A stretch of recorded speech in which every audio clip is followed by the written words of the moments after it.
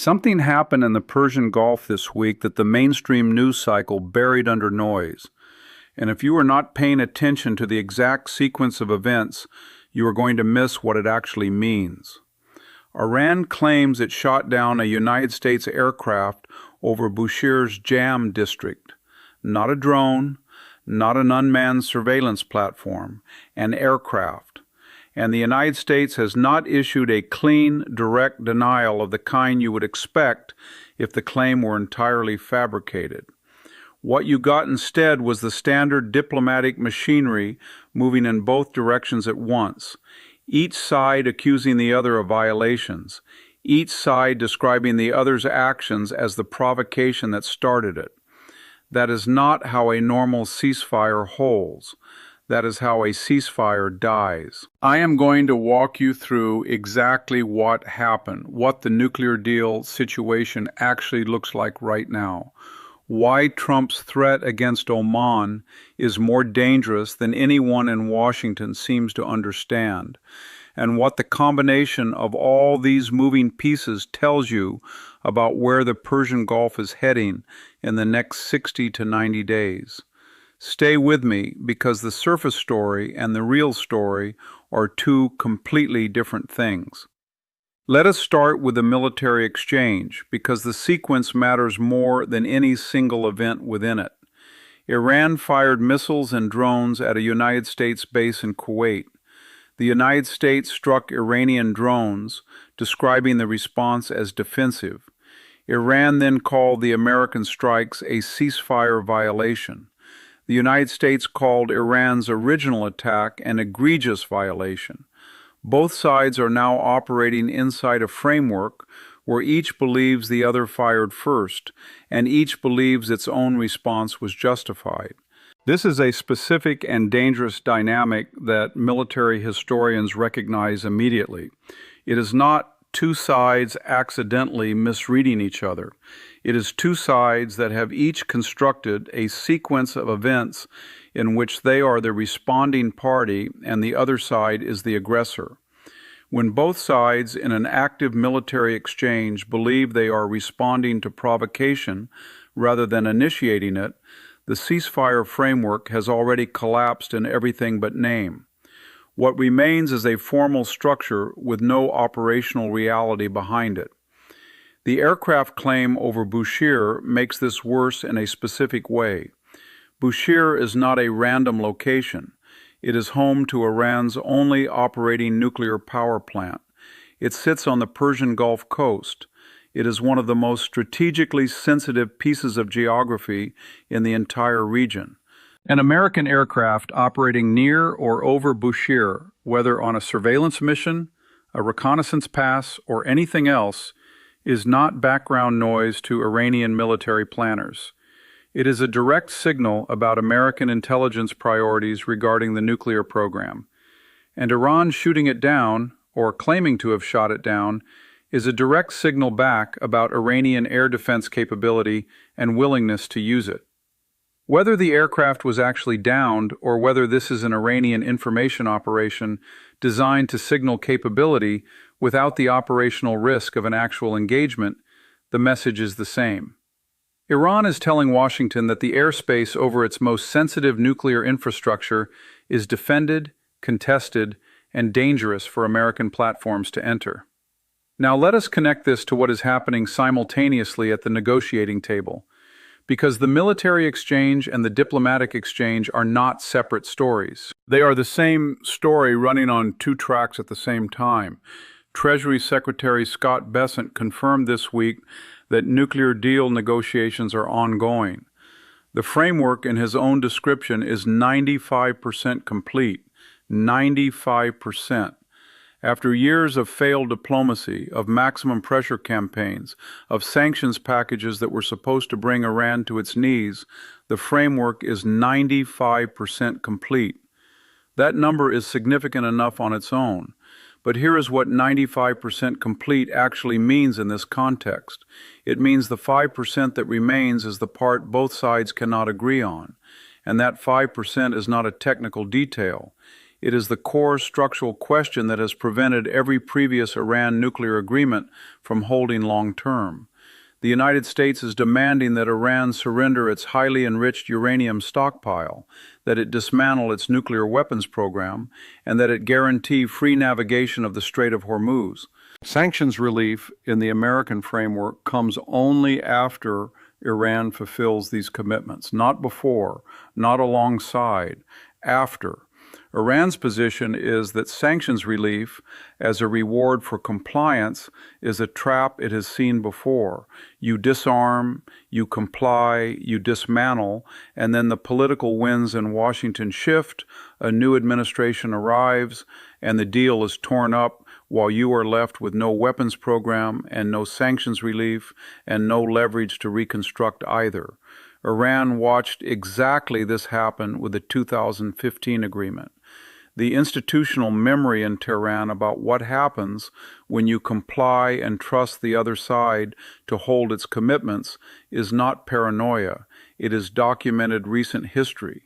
So the 5% that separates a deal from no deal is not a gap in technical language. It is a gap built on a fundamental disagreement about sequencing, trust, and what compliance actually guarantees. Robert Kagan, writing in The Atlantic, described the American position in terms that no serving official would use publicly. He said the United States has already basically lost this war against Iran. Not losing, already lost. That framing from a mainstream American foreign policy commentator is more significant than anything either government has said officially, because it reflects the honest assessment that the maximum pressure strategy, the sanctions architecture, the military posture have not produced the outcome they were designed to produce. Josh Rogin at the Washington Post put it differently, but with equal clarity. Trump faces two choices, he wrote: pay Iran to open the strait or suffer the indignity of a continuing quagmire. Two choices. Neither of them represents American strategic victory. One is a payment, the other is indefinite pain. That is the menu that 4 years of policy have produced. Now let us talk about Oman, because this is the piece of the current situation that is getting the least attention and carrying the most risk. Trump threatened to blow up Oman over its plans related to Strait of Hormuz tolling. Besant called the Omani ambassador directly to warn against sanctionable behavior. The Omani ambassador responded by citing 200 years of good relations between Oman and the United States and denied that any tolling plans existed in the form Trump described. Understand what is happening here. Oman is not Iran. Oman is a Gulf state that has maintained diplomatic relations with every major power in the region simultaneously for decades. It has served as a back channel between the United States and Iran multiple times, including during the negotiations that produced the 2015 agreement. Oman is one of the few states in the Persian Gulf that Iran trusts enough to use as an intermediary. It is geographically positioned at the entrance to the Strait of Hormuz. It is, in the most literal sense, one of the most strategically valuable neutral parties the United States has in the entire region. Trump threatening to blow up Oman is not hardball negotiating tactics with an adversary. It is threatening to destroy the bridge you need to cross to get to the negotiation you are trying to reach. The Omani ambassador's response, invoking 200 years of good relations, is the diplomatic equivalent of saying, "We have been reliable partners, and this is not how you treat reliable partners." The subtext is clear. Push Oman far enough and the channel closes. And when the channel closes, the only remaining line of communication between Washington and Tehran is through missile trajectories. The downstream effect of Trump's Oman rhetoric is not just a diplomatic irritation. It is a signal to every Gulf state watching that American alliance commitments are contingent on compliance with whatever Washington demands in a given news cycle. Saudi Arabia is watching. The UAE is watching. Qatar, which hosts the largest American airbase in the Middle East, is watching. When an American president threatens a 200-year ally over a toll road dispute that the ally denies having, the message received in every Gulf capital is not strength, it is unpredictability. And unpredictable great powers push smaller states toward hedging strategies. And hedging strategies in the Gulf mean Beijing and Tehran gain leverage that Washington loses. There is another dimension of this week's events that the mainstream Western coverage is handling with a kind of careful language that tells you more by what it avoids than by what it says. The United Nations has formally added Israel to its list of nations using sexual violence as a weapon of war. This is not an accusation from an adversarial government. This is a formal determination by the body that represents the collective judgment of the international community, made through the specific investigative mechanisms designed for exactly this kind of finding. The standard for inclusion on that list is documented evidence reviewed through established UN processes. Israel is now on that list. Simultaneously, Israeli operations in Gaza and the West Bank are ongoing. Israeli forces are reportedly expanding their occupation in southern Lebanon, in direct violation of the ceasefire agreement that was supposed to end the 2024 conflict. A British Oxford surgeon who has taken medical teams to Gaza annually described what he saw on the ground to Tucker Carlson in terms that do not match any official Israeli or American government description of conditions there. He called Palestinians the kindest, most generous people he had ever encountered. He described Gaza as it was in 2010, before the most recent escalation, as a virtual prison with extreme border security. He had been taking Oxford medical teams to teach cancer surgery in Gaza every year until 2022.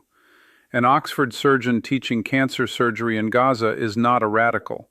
He is a medical professional doing exactly what the international humanitarian community is supposed to do.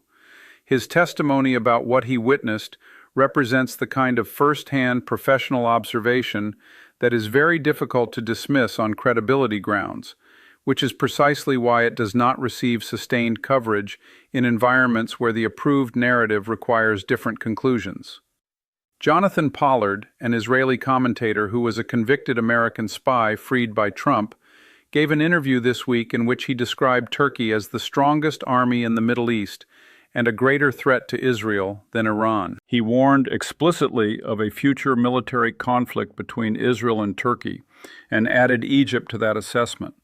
This is significant not because Pollard's views are authoritative, but because the Israeli analytical community is now publicly processing a threat environment in which its primary adversary may not be Iran, which is the frame that has organized American Middle East policy for 3 decades, but rather a NATO member with the second largest army in the alliance. If the Israeli security establishment is genuinely recalculating toward Turkey as the primary conventional military threat, the entire architecture of American Middle East policy, which is built around containing Iran, becomes misaligned with the actual threat landscape its primary regional ally is planning for. That misalignment does not resolve itself quietly. There is one more story from this week that sounds minor and is not minor at all. An Australian senator grilled the national broadcaster SBS for awarding Israel 0 points in the Eurovision competition. The ABC director defended editorial independence against pressure to adopt the IHRA anti-Semitism definition in Australia. In a debate about a music competition, this matters because it shows the geographic reach of the pressure campaign to manage how the Israeli-Palestinian conflict is covered and discussed. When a senator uses parliamentary time to question a broadcaster's Eurovision score over a geopolitical alignment issue, the machinery of political pressure on independent media is visible and documented. And when the target is editorial independence in a country 15,000 kilometers from Gaza, the scale of that machinery is worth registering. So let us bring this together because the pieces are not separate stories. They are one story. The ceasefire between the United States and Iran is breaking down in real time, with both sides now conducting military strikes and both sides describing themselves as the responding party. The nuclear deal that could theoretically stop this breakdown is 95% complete and stuck on the 5% that requires one side to trust the other with no guarantee that trust will be honored. The back channel that makes any negotiation possible, Oman, is now being threatened by the same administration that needs it functional to reach a deal. The wider Gulf is watching American reliability deteriorate in real time and adjusting its calculations accordingly. The UN has formally documented war crimes. A NATO member is being assessed by Israeli analysts as a greater military threat than Iran, and the pressure to control how all of this is reported is operating from Washington to Brussels to Canberra.